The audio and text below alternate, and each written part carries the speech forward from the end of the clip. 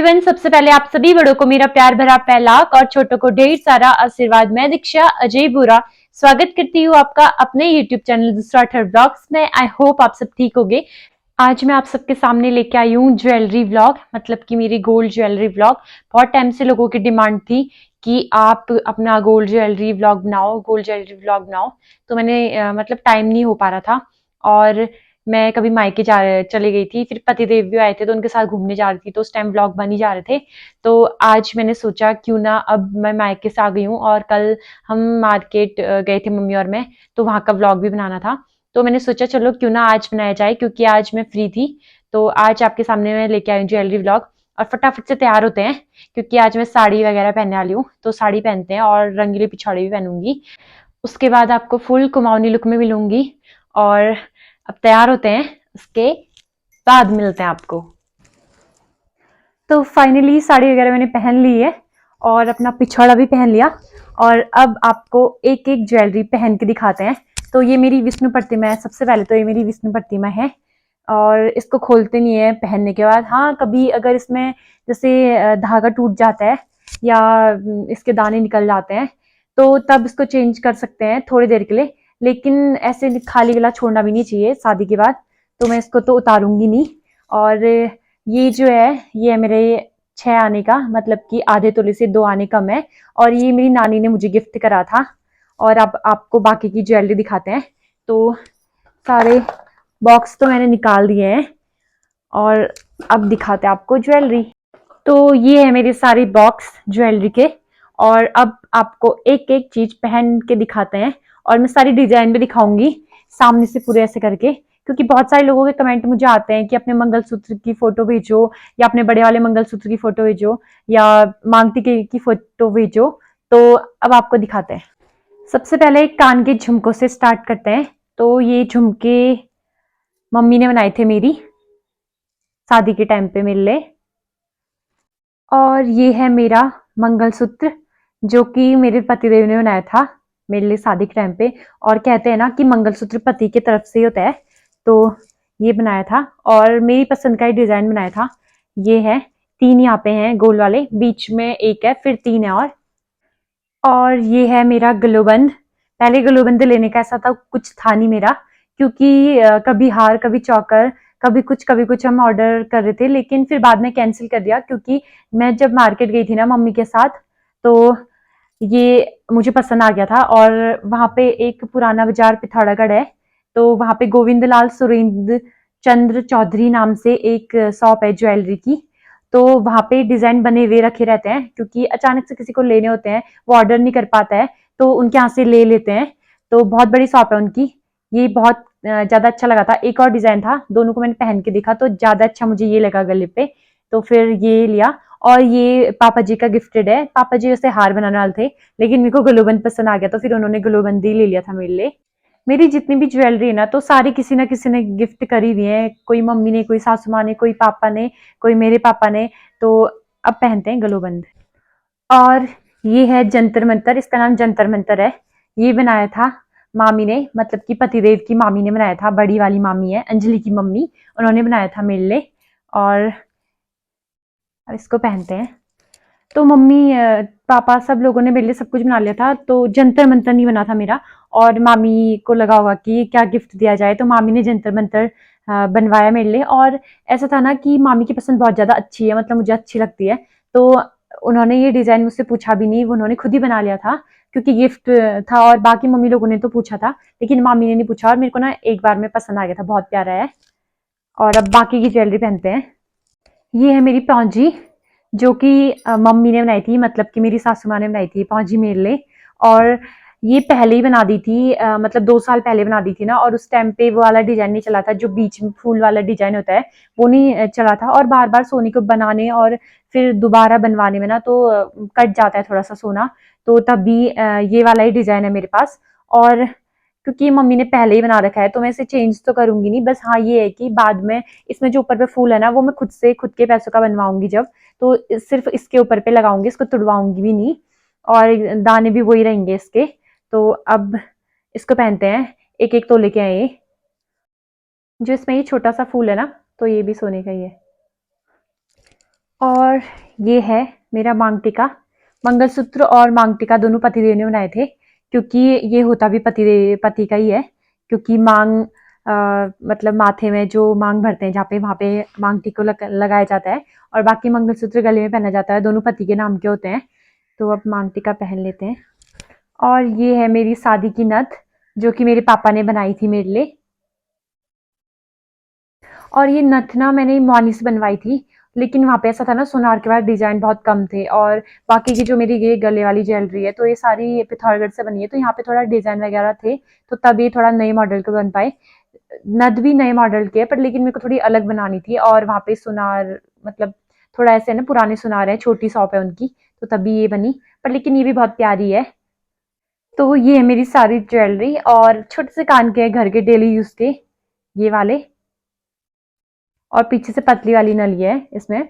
और ये शादी के बाद जब दूसरे दिन पतिदेव गिफ्ट देते हैं ना, किसी के भी पति गिफ्ट देते हैं, तो मेरे पतिदेव ने मुझे छोटे से वाले कान के गिफ्ट किए थे, क्योंकि ये मेरे काम भी आ गए और डेली यूज में मतलब चाहिए भी होते हैं, और डेली यूज के लिए भी काम आ गए मेरे।